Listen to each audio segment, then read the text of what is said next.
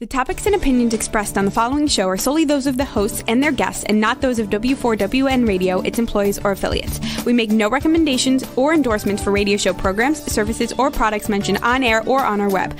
No liability, explicit or implied, shall be extended to W4WN Radio, its employees, or affiliates. Any questions or comments should be directed to those show hosts. Thank you for choosing W4WN Radio. This is Beyond Confidence with your host, Divya Parekh. Do you want to live a more fulfilling life? Do you want to live your legacy and achieve your personal, professional, and financial goals? Well, coming up on Divya Parekh's Beyond Confidence, you will hear real stories of leaders, entrepreneurs, and achievers who have stepped into discomfort, shattered their status quo, and are living the life they want. You will learn how relationships are the key to achieving your aspirations and financial goals. Moving your career or business forward does not have to happen at the expense of your personal or family life, or vice versa. Learn more at www.divyaparekh.com, and you can connect with Divya at contact@divyaparekh.com. This is Beyond Confidence, and now here's your host, Divya Parekh. Hello, hello, hello. This is Divya, and how are y'all doing? So, folks, it's Monday evening, and I love talking to you with you guys. So, today we have a special panel for you.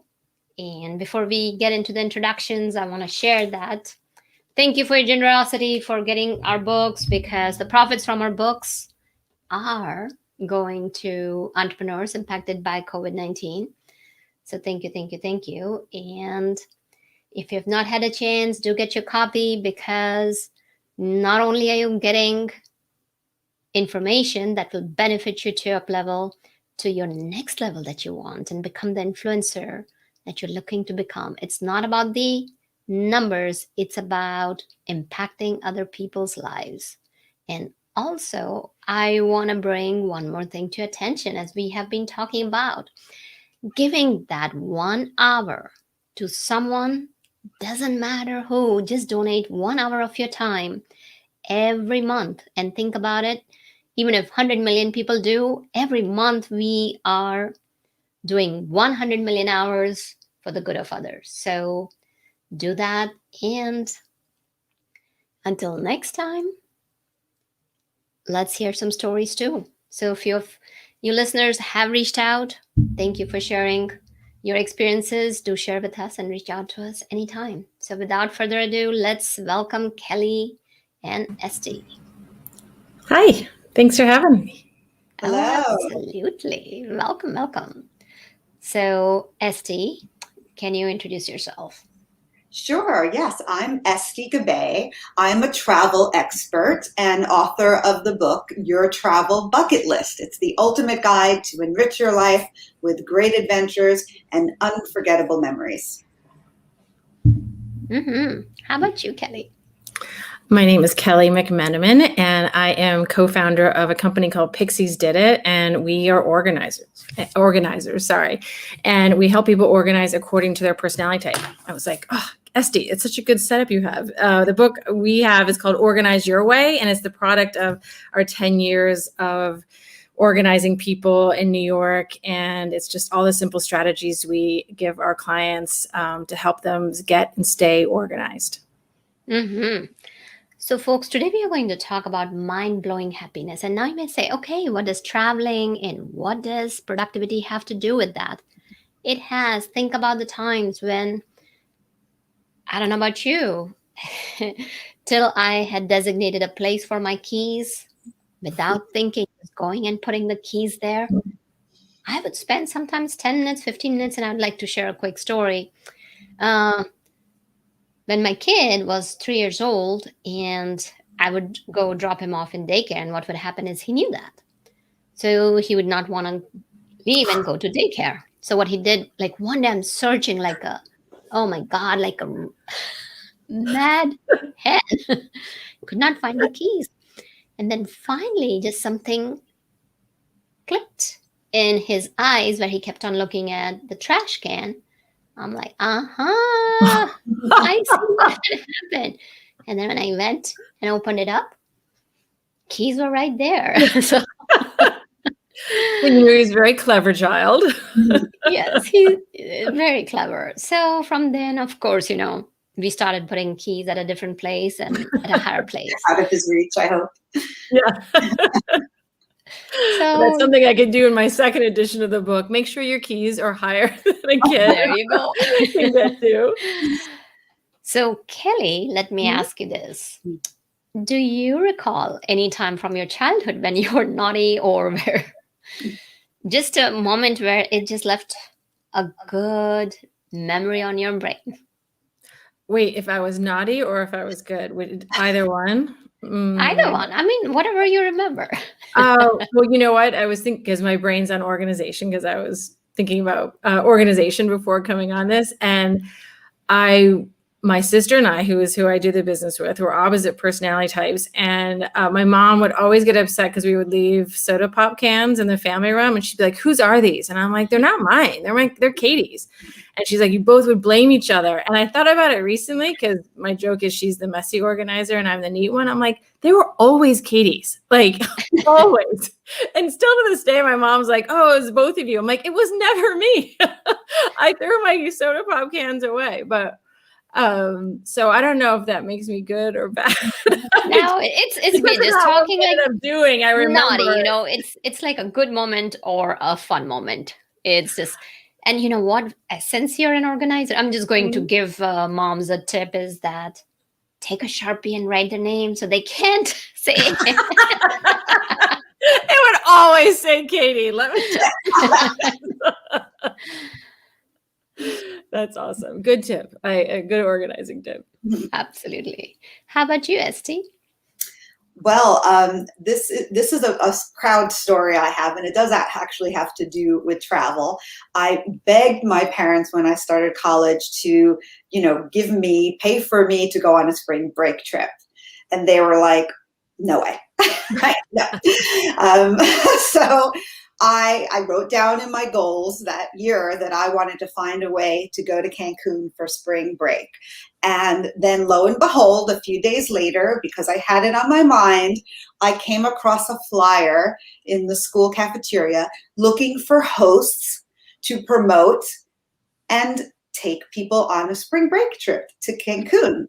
So, I didn't really have anybody in mind to go with me, but I took the job on. I put flyers all over NYU like crazy. I had a meeting scheduled, in the student center, had, 30 people show up for this meeting and got 15 people to go on this trip with me as the host to Cancun. And I got to go for free.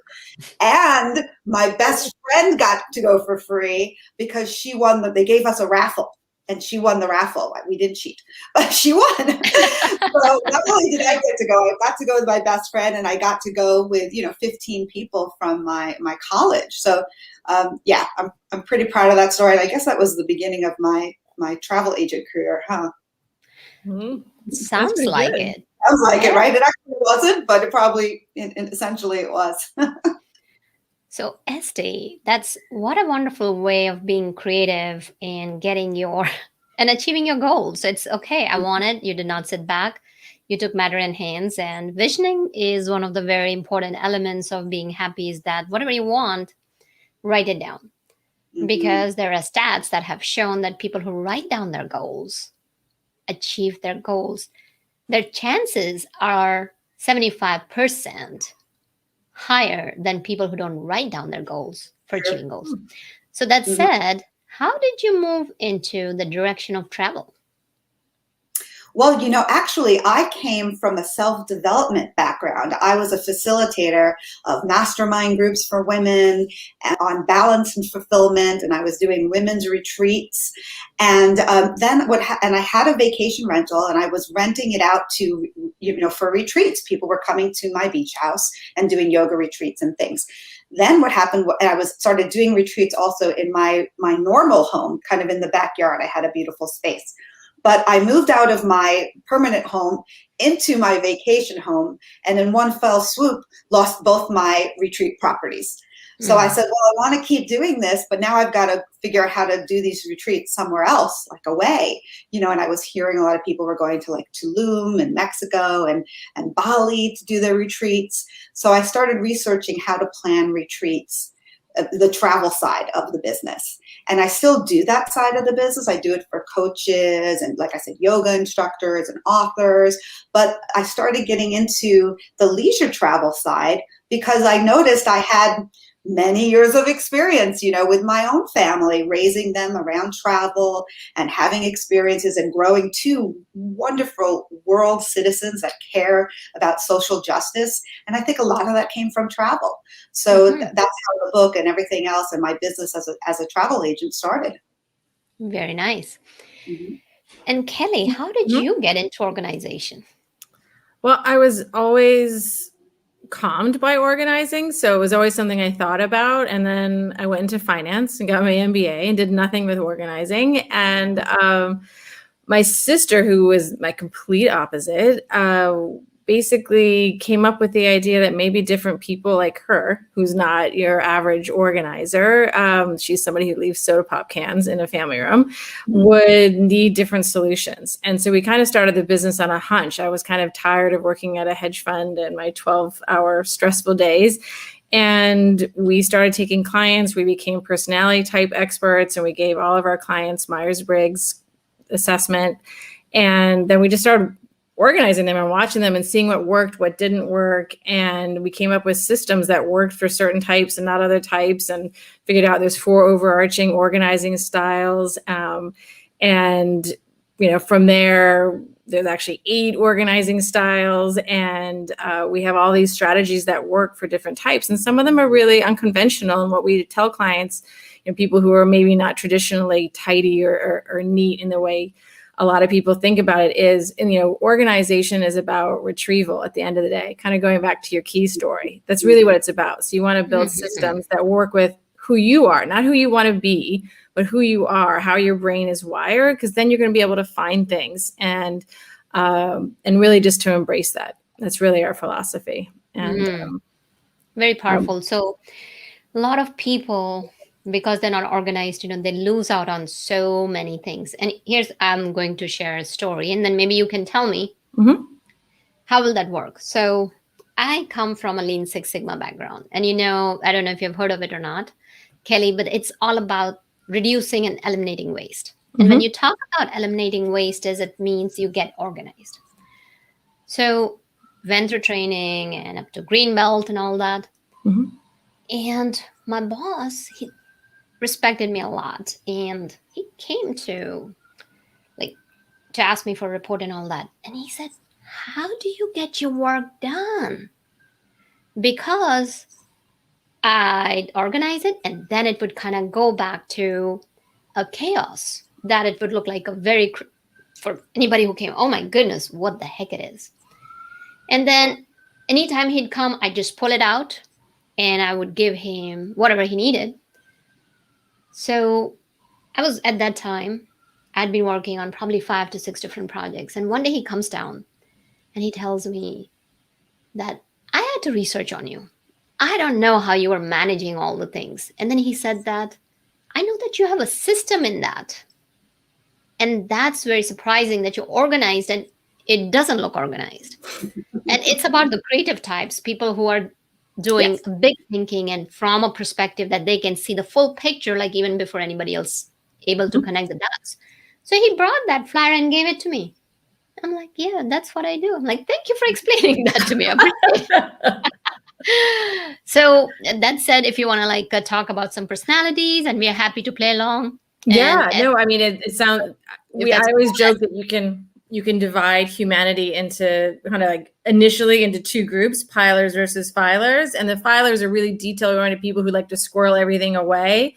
And then pilers are people who have kind of visual memories and like things out, to remember them. And so with pilers, it doesn't look tidy, but there's always a system. And it's why if filers come and tidy up, like if your boss had come to your office and been like, let's tidy this up, and you weren't there and you came back, you'd be like, oh, even if it looked perfect and tidy, you wouldn't be organized anymore because you'd have no idea where anything is. And so, like pilers really don't want their piles to be touched, so to speak. But pilers, we call, there's two types of pilers, and there's smarts and organics. My sister's an organic.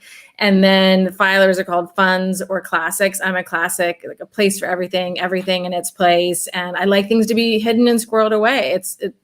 I know where everything is, even if it's hidden away in a box and it's been there for 5 years. Like that's how my brain works. But my sister, an organic, would be like, "Oh my God, I had no idea. That's where it's been for 5 years, in a box within a box within a box in a closet." Whereas I would know precisely what was in that box. And it's just our brains are wired differently. And so you set up systems that work with that wiring, so to speak. So it sounds like you really intuitively knew who you were and how to find things. And hats off to you, because a lot of people, it takes them a long time to be able to own it, especially if it's different than classics, because classics, the detail-oriented types, the type that file, we make up almost 40% of the population. And we like things a certain way, and we think it's the only way.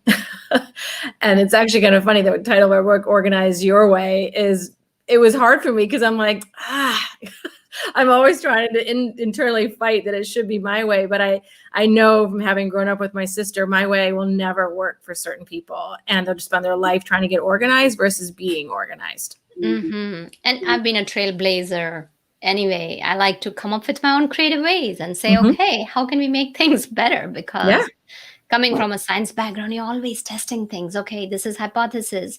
Is it right? Is it wrong? And can we tweak a little bit? Can we make it a little bit more better? For me, it's all about, a lot of people, and you said that owning it up. To me, regardless whether you have challenges or strengths or areas that are short gaps or where you may not be as strong, it's, I love to own it, digest it, absorb it, and come up with a new thing.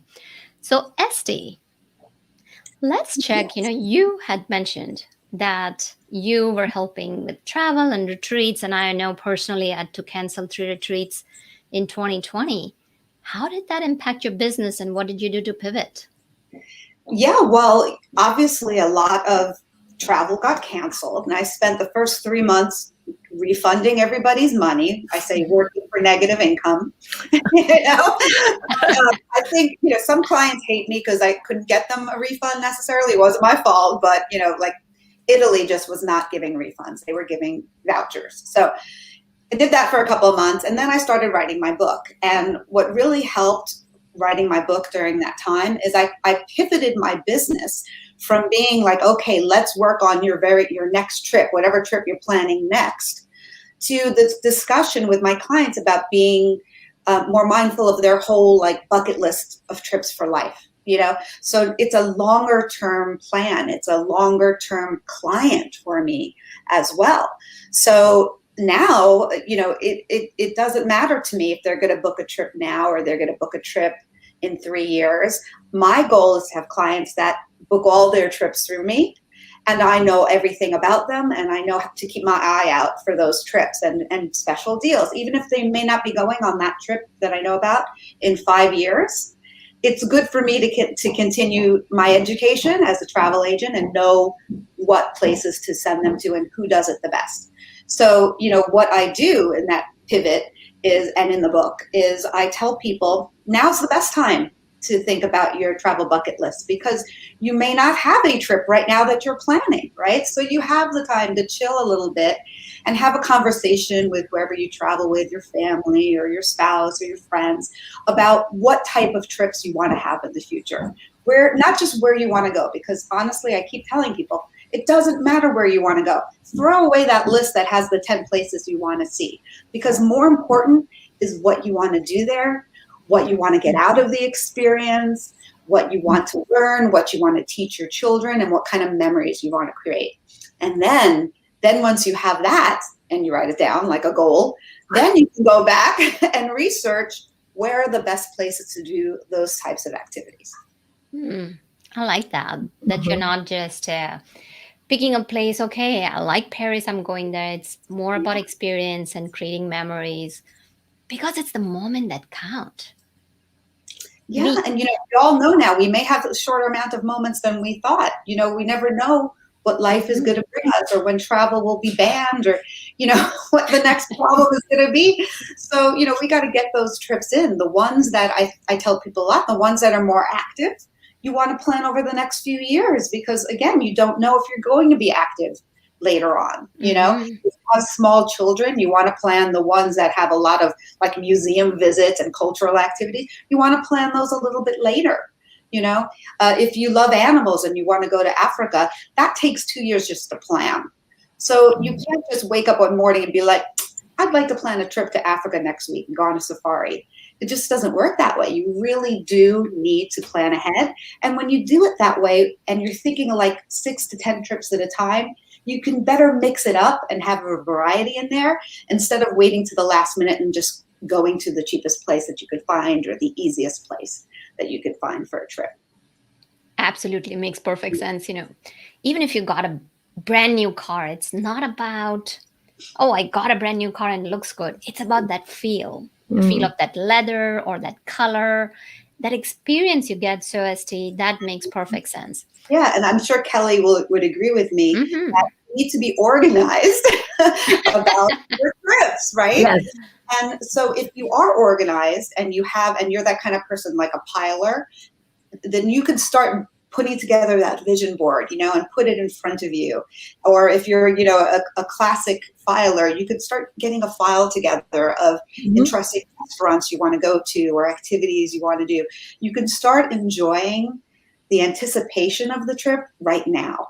And that's a form of self-care. That will make you happy right now. Even if you can't go for another year, you're going to be happy because you have time now to put yourself in that picture of that trip and start experiencing it in other ways. Absolutely. And especially now with vaccines being distributed, so many senior citizens and people will be traveling because now they have protection. So that will definitely be coming back soon, by end of this summer, hopefully. So Kelly, let's say if somebody wants to get organized, how can they get started? Just give our audience some tips that they can walk away with and put it into action. Let's say, okay, I want to put it into action right now or tomorrow. Give us a little glimpse into it.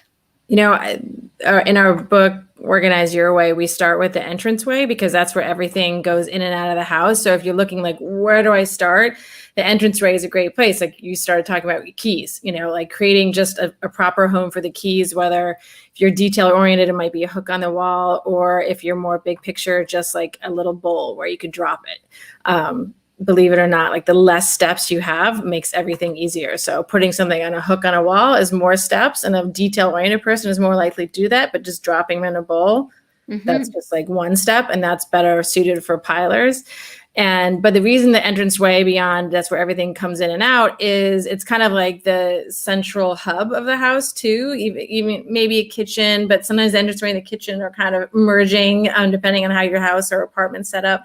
And really, it's like if you could set up a mailroom anywhere, and it doesn't have to be big or formal. You can like clear out a couple cupboards in the kitchen, clear out something nearby. But everybody in the house, including a cat or a dog, a pet, a baby, everybody has their own cubby. And it kind of works across personality type. It's universal, because almost everybody starts school at 5 and gets a cubby.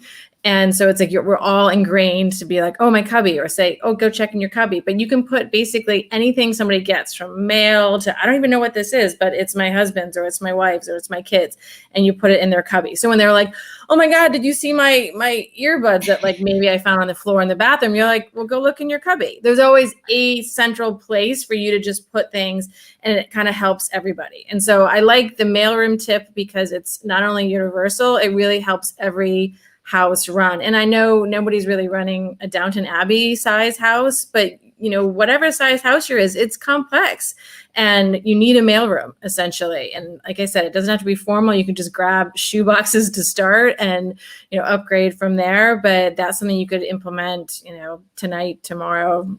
It's really really easy and essential for you to be organized. Absolutely. And let's say for entrepreneurs, I have a question for Kelly on that. Hold on.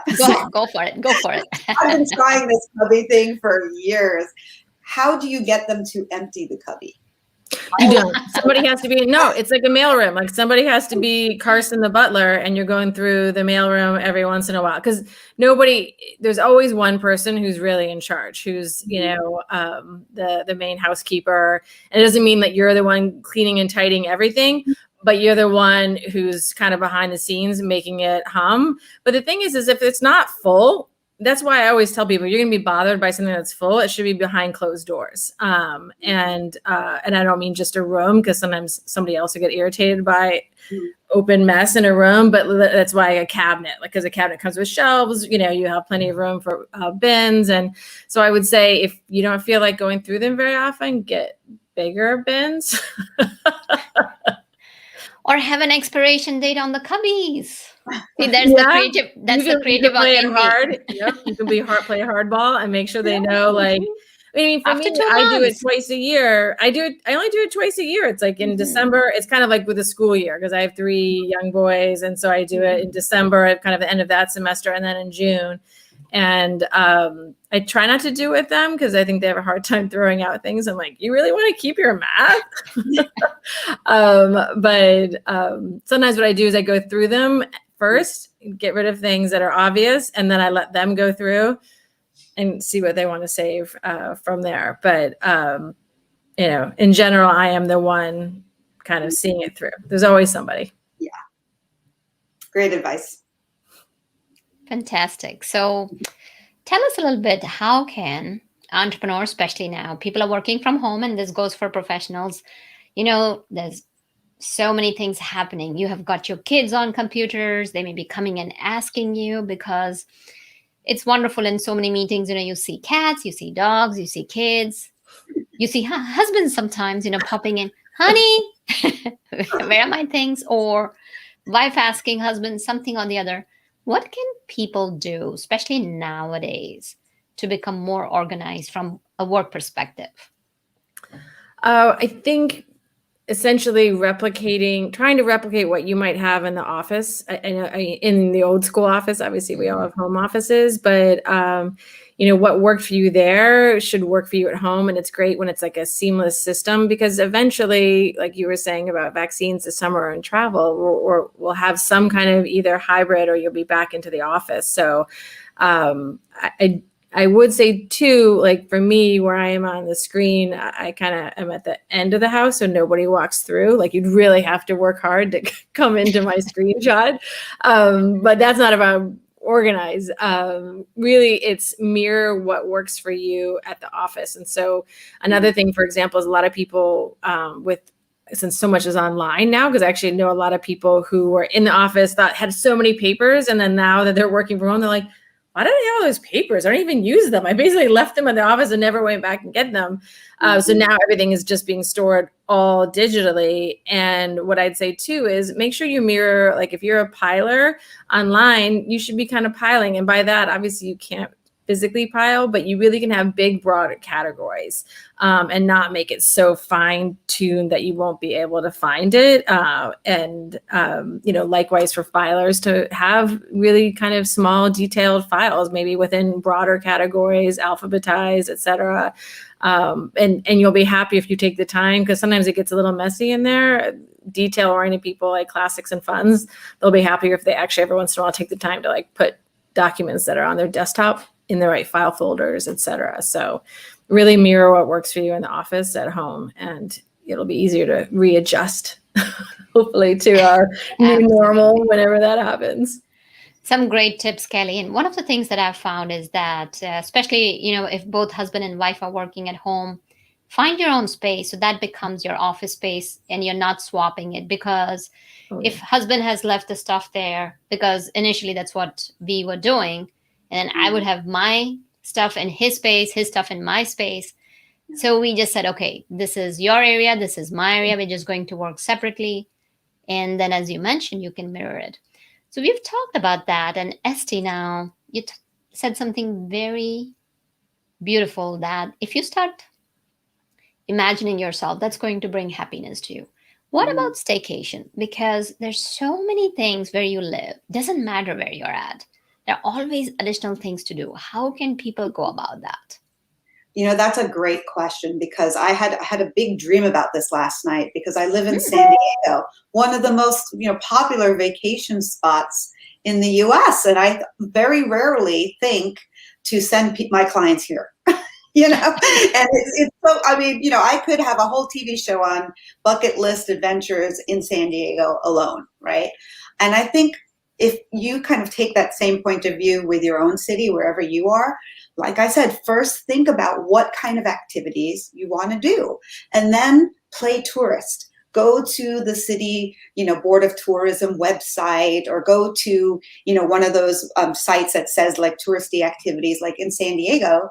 If one of your dreams is to go on a hot air balloon ride, you can do that in San Diego. If one of your dreams is to get scuba certified and swim with reef sharks, you can do that in San Diego. You can find a zip line in most cities, or near most cities, if you want to try zip lining. So there's things you could do for sure close to home that will give you that same kind of exhilarating experience of going away and being on vacation. Now, I do want to say that even though the vaccine has not been widely, sent out yet, many people are traveling and traveling safely. The CDC doesn't want to encourage it, because we don't want to spread it.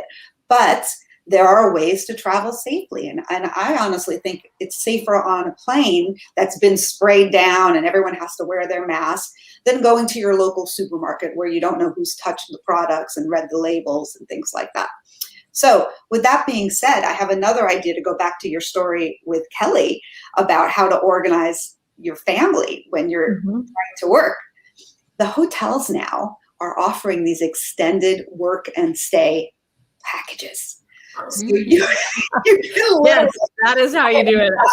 Okay? You can literally go to a hotel. They will promise you like perfect Wi-Fi and a room for your kids to be tutored in during the day. So you can have your kids in their little, a classroom at the resort, and you can take your laptop down to the beach and you can work that way just as easily as you can work from your little apartment in New York City. And the rates are really good because hotels want fewer guests and they want to keep them longer.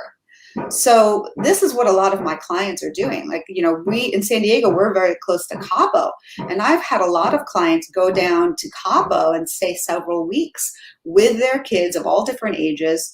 As long as they're Wi-Fi, because the kids are working from home too, they can work from these locations. And, now there's a lot of deals. So consider that if you're really going stir crazy. It could be, in the Caribbean or Mexico, which isn't too far a flight to wear a mask. Or like you said, Diva, it could be close to home. There's lots of beautiful places to go. Rent a vacation rental villa somewhere and just get a change of scenery. Gosh, you have mentioned Cancun a couple of times, and I remember just going there, Cozumel, and just so beautiful, that Pacific Ocean, and traveling around Baja and San Diego. I used to live in California several years back, and beautiful city. Loved what you said. It's so we can give a new name. I don't know if the word's already out there. Workation. Workation. I like it. I like it. And it's probably a tax write-off for, you can make it a tax write-off for a lot of professionals that are in their own business. Yeah. Right? You might be able to find a way to do that. I certainly can, because I'm a travel advisor. So little tip that's for fantastic. Yeah. Great tip, especially if you mentioned about travel. And folks, here's what I'll say for solopreneurs and entrepreneurs and people who are working for a company. Make sure you check with your accountants, because these are just recommendations. Yes. And confirm that if that works. And as you mentioned, Estee, you are a travel advisor, so you can definitely do that because you are exploring different areas, how things are working out, things are not. And in line of what you shared, what I decided to do was, I love woods, and just started exploring different trails in our neck of woods. And it was amazing how many new trails I found and how much wildlife I got to see, and even connecting with friends that, okay, we are going to walk responsibly, have mask on. And I connected with friends that I had not connected with in a couple of years, while everything was fine, because you'd say, oh yeah, we are going to meet, not going to meet. Yeah, something is here. And now you make an effort because the other things have been cut down. Sure. Well, it's also a wonderful time to stay at a hotel if you're not on total lockdown where you are, because you could drive, let's say, to a higher end hotel than you would normally stay at because, you don't have airfare that you necessarily need to pay for. And there's probably a great deal going on, the COVID special or whatever. And so you could stay in a resort near home, maybe like I'm in San Diego, so we stay in Laguna Beach in Orange County at resorts a lot. And right now the hotels have a third or half the occupancy that they normally have at a hotel. So for me, I'm in heaven. There's no noise. There's nobody around me at the pool. I can get a reservation at the restaurant. The ratio of staff to guest is unbelievable. So, and it's nothing better than, like I said, than getting a lounge chair on the beach and nobody being able to be closer than 6 feet from you. You got that. Right? So it's actually a really good time to just book a hotel near home. Enjoy that 5-star hotel in your own town or a few towns over that you normally wouldn't stay at. And one thing I've experienced recently is that I've done some traveling where I've stayed, and that customer experience, it's that customer service and serving the customers has just gone up several notches. Yeah.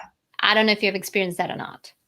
Yeah, absolutely. Now, especially, the hotels are getting, new certifications in safety and cleanliness. And, the higher end hotel that you stay at, the more likely that you're going to have a quality experience overall. So what I usually tell my clients is try to stay in at least a 4-star property. If you can only afford a 3-star property, go for less stays. Because an experience that you'll have for 3 or 4 days can be just as good as an experience you have for a week.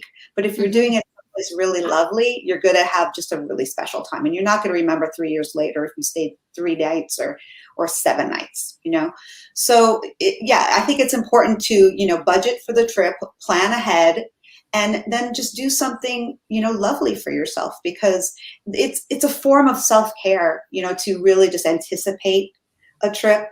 Even if you're not doing a big activity, even if you just want to sit on a beach and do nothing, that's an activity, right? I love ocean. Yep. That sounds nice. Surrounded by snow right now. And a little plug for travel advisors and travel agents is that we have special offers that you can't get online. So when I book my clients, I try to book them, like I said, in a 4 or 5-star property, because those are the ones where I have extra benefits. Like I get free room upgrades when they're available, and I get hotel credits and free breakfast and Wi-Fi and, late check-in and early check-in and late checkout, things like that you just can't get on your own, because when you think about it, you can't VIP yourself. Right? You need somebody else to VIP you. So Absolutely. That's all you can do. That's if no other reason. Estee, you're going on my Rolodex. Virtual Rolodex. I don't have any more that old kind of Rolodex. Well, I'm sure Kelly would agree with me too. Certain people want to be the detailed person and want to check all the different prices and check flights and all this kind of stuff. I have some clients where it's very hard for them to relinquish the control. Right. But if you consider the average person spends about 30 hours online researching a trip before they book it, that's 30 hours. How much do you get paid per hour? That's how you kind of have to think of that time. I already know. Right. Yeah. Right. I already know how to plan it. So I'm going to save you that 30 hours and I'm going to Right. So good point. Estee, good point. So now moving on to you, Kelly. Let's say if there are people have complex projects, very complex. How can they go about organizing those? Well, I think it depends on your personality type. I often tell the more detail-oriented people that sometimes, one of the problems they have with projects is they're not as big picture, and they kind of get lost in the weeds. And then maybe, you're not working on the project as much as you should. Maybe it's something you're procrastinating. And this is not people who are necessarily natural procrastinators. Classics are doers. But often what I tell them is you got to look at the project and ask yourself, how how to break it down, because basically most likely it's overwhelming when it's a big, huge project, and to break it down into all the smaller steps you need to do. And sometimes even a small step, I'm like, break it down again. And then I would say it's kind of like the reverse for the bigger picture folks that they get, but it's like, oh wait, but how do I even get there? They're kind of like two flip sides of a coin whenever you talk about a big project. But, I would say in general, if you're talking about like physically organizing, or do you think talking about talk about both, like, physically as well as what happens is, I don't know about you, but people have a ton of emails, virtual organization, and a lot of people were not used to that much, and now everything is getting transferred virtually. A lot of people are moving online because that's the space to be, and it was crowded as it is a couple of years back, and now with the advent of COVID-19, it's even more complex. So speak to both of it. Well, I think with the online aspect, or something I was talking before about what worked for you physically, then you kind of mirror it online. But really think about, like, if you have a big project, maybe there's two aspects to it. That should be, have its own separate folders. You can create your mailboxes that you can put everything into, so that it's not all sitting in one big, huge inbox. Because no matter who you are, if you have one big inbox, it's overwhelming. That's just universal, because there's different projects within, and you'll miss emails. And so really what I'd say is that the bigger picture people should shove it off to a project. Let's say you have 3 big projects going on. Those are the 3 big inboxes or mailboxes you have. But then if you're a classic or a fun or more a filer, I would take those 3 projects and I would have even smaller folders, because that's really how your brain's going to go and find those emails. And figure out, like, almost do like an archaeological dig when you're going to, if you have one big inbox right now, like, well, what's coming in? What are my projects? And then those categories will come out for you.